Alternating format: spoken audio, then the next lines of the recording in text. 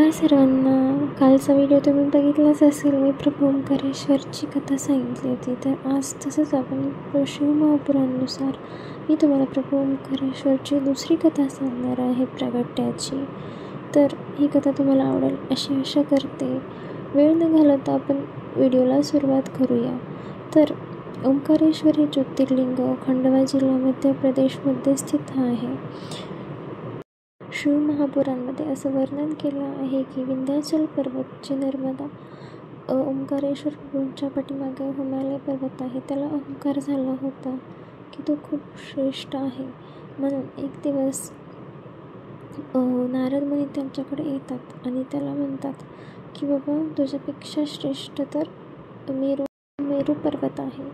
मग त्याला त्याचं वाईट वाटतं, दुःख होतं. मग त्याचा अहंकार सोडण्यासाठी तो नर्मदा नदीच्या काठी जाऊन तपश्चर्या आणि 6 महिने सलग पार्थिव लिंगाची पूजा करतो. तेव्हा भगवान शिव त्याला प्रकट होतात. तेव्हा तो म्हणतो की तुला काय पाहिजे आहे?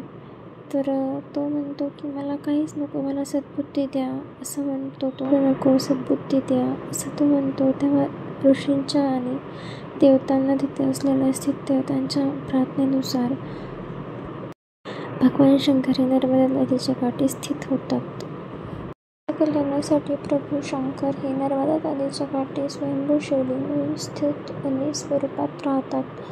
ते लिंग विंध्याचल पर्वताच्या ओंकार आकृतीमध्ये नदीच्या काठी आहे. त्याचं स्वरूप 2 स्वरूपात हे लिंग प्रकट झालं. पहिलं प्रणव स्वरूप जे की ओंकारेश्वर म्हणून ओळखलं जातं आणि दुसरं ज्योती स्वरूप जे की अमलेश्वर म्हणून ओळखलं जातं. तर मध्य प्रदेशमध्ये खंडवा जिल्ह्यात असलेले हे ओंकार अमलेश्वर ज्योतिर्लिंगाला एकदा नक्की भेट द्या, दर्शन करा. ओम नमः शिवाय. श्री शिवाय नमस्तुभ्यं.